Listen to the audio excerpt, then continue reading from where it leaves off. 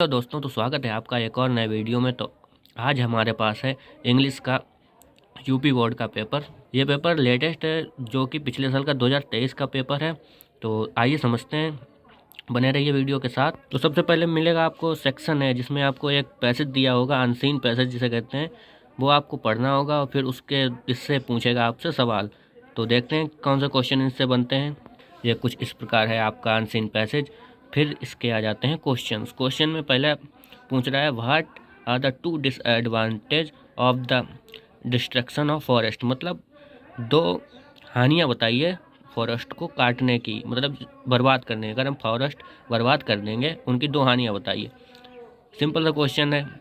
Oxygen नहीं मिलेगी और हमें लकड़ी नहीं मिलेगी। तो देखते हैं इसका जवाब। जिन्हें बिल्कुल कुछ नहीं आता है उनके लिए मैं एक ट्रिक बताता हूँ।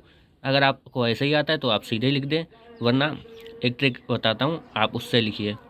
तो आप यहाँ से लिखना शुरू करेंगे, soil erosion increase manifold and soil literally gets washed away, leading an unsounded cycle of floods and droughts। Doubt मतलब हो जाता है सूखा, मतलब सूखा भी पड़ेगा जब जंगल नहीं होंगे, क्योंकि हवा नहीं चलेगी, ऑक्सीजन नहीं होगी, पानी नहीं बरसेगा। साधारण सी बात है। दूसरा क्वेश्चन देखते हैं, major source of cooking energy. सीधे आपको यहाँ से लिखना है, इट मैनी प्लेसेस और our country major source of cooking energy. सीधा यहाँ तक छाप देना है, ज़्यादा कुछ नहीं करना है आपको। लेकिन जिन लोगों को आता है वो इसे और बेहतर तरीके से, लेकिन जिन्हें नहीं आता वो इसी प्रकार लिखें, पूरे नंबर मिलेंगे आप। फिर क्वेश्चन पूछ रहा है आपसे, what is the impact of technology of green revolution on the soil. यहाँ से लिखना है आपको, द टेक्नोलॉजी से यहाँ से लिखने, और कहाँ तक, चाहे आप यहाँ तक लिख दें और चाहे आप पोटास तक लिख दें। पोटास वोटास मतलब ये रासायनिक खादें होती हैं जो सॉइल की उर्वरकता को कम करती हैं। तो सीधे आप यहाँ तक लिख दें, आपको पूरे नंबर मिल जाएंगे। फिर आपसे कुछ पूछ रहा है मीनिंग, जैसे इफ़ेक्ट। इफ़ेक्ट का मीनिंग होता है अफेक्ट करना, मतलब प्रभाव डालना। माइनर का मतलब होता है कम। और फिर ये बायोमास मतलब जैविक खादें, जैव प्रौद्योगिकी से ये रिलेट करता है। तो आप ऊपर देख मतलब ढूंढिए और आपको मिल जाएगा। बड़ी आसानी से, सबसे आसान होता है, आपके 15 नंबर यहाँ से पक्के हो जाएंगे। फिर आता है आपका आर्टिकल। अब ये देखिए, पिछले साल के बच्चों को ये एडवांटेज मिल गया था। यहाँ पे पूछा इंडिया एंड एग्रीकल्चरल कंट्री, तो उन्होंने थोड़ा बहुत तो इंडिया एग्रीकल्चरल कंट्री लिखा होगा, और सीधा यहाँ से थोड़ा मतलब पैसेज से लिख दिया होगा कि हमें किन खादों का उपयोग करना चाहिए, क्योंकि इसमें सब लिखा है, ग्रीन रिवोल्यूशन और फास्फेट और पोटास का इस्तेमाल नहीं करना चाहिए। तो यहाँ पे एडवांटेज उनको ये मिल गया होगा।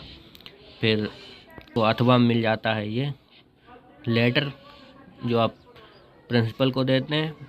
इसमें आपका यही वाला लेटर आता है मोस्टली, तो आप इसे तैयार करके जाइएगा। सेक्शन सी में आ जाता है आपका ग्रामर। ग्रामर में आपसे पूछेगा, पहले पूछेगा आपका सिनोनियम।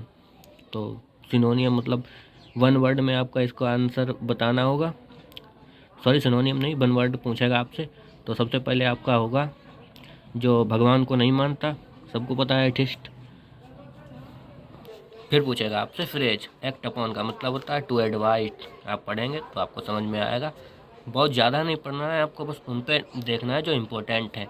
मास्टरमाइंड और अवतार के मॉडल में इम्पोर्टेंट ज़्यादा लिख के भी आता है, तो आप उन्हीं को पढ़िए। फिर आ जाता है आपका कंट्रोवर्सी मतलब डिस्प्यूट। एनोनियम ऑफ बेटर, तो बेटर ये सेकंड फॉर्म है, गुड, बेटर, बेस्ट। तो आपको यहाँ से लिखना है, आपका आ जाएगा बेड, वर्स, ब्रस्ट। तो आप ये सेकंड फॉर्म मिल गई बैड की, समझ गए। फिर आपसे पूछेगा, आपका ये गलती होगी सेंटेंस में। जैसे ये सेंटेंस है, Sardar Patel was one of the greatest man of India. इसमें कौन सी गलती है? Sardar Patel was one of the greatest man, man में गलती है, व्यक्तियों है यहाँ पे, और यहाँ पे लिखा है व्यक्ति। तो यहाँ पे आपको मैन पर टिक लगा देना है, मतलब लिख देना है वहाँ पे। फिर आ जाएगा change any indirect speech. Sita told Rita are you well. सीधे आ जाएगा आपका, यहाँ पे डेट लगेगा।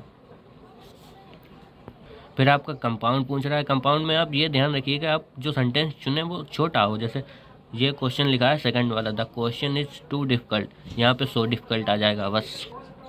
फिर जैसे आ गया ये पैसिव वॉइस। पैसिव वॉइस में आपको क्या करना है, कौन सा क्वेश्चन है, यहाँ पे लिखना है आपको द पुअर मैन, डिड का हो जाएगा हैड, नॉट, हेल्प का थर्ड फॉर्म में बदल जाएगी हेल्प, और सी का हो जाएगा by her.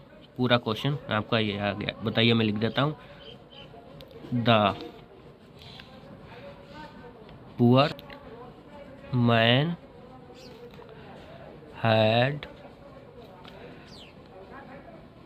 Not helped by her, she का हर हो जाता है। और अगर आप चाहते हैं मैं ग्रामर की और वीडियोस बनाऊं तो आप कमेंट करिए, मैं बना दूंगा।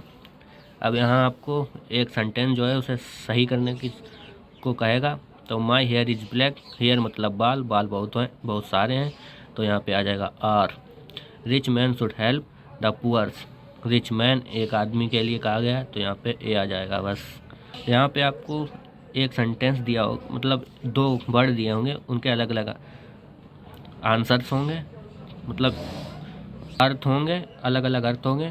तो पहले वाला का है कॉम्प्लीमेंट, इसका अर्थ होता है इच्छा पूरक, और जिसमें आई है कॉम्प्लीमेंट उसका मतलब होता है अच्छी तारीफ। ऐसे ही नीचे आ जाता है फेयर, फेयर मतलब गोरा या साफ, और फेयर मतलब होता है सवारी करना। सवारी मतलब आपने कई जगह लिखा देखा, आई फेयर ऑन माई हॉर्स। फिर आपको कहेगा ट्रांसलेट इनटू इंग्लिश, हिंदी दी होगी, आप इसे इंग्लिश में ट्रांसलेट करिए।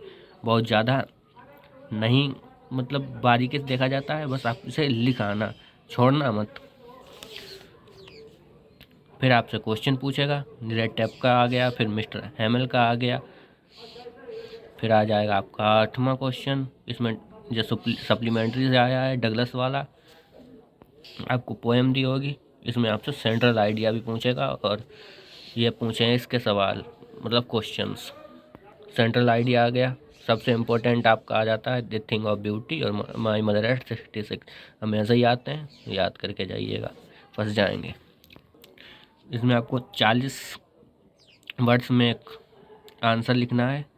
टाइगर किंग वाला आता है, तो टाइगर किंग लेसन जो है वो आप पढ़ के जाइएगा, इसमें से बहुत सारे क्वेश्चन बनते हैं।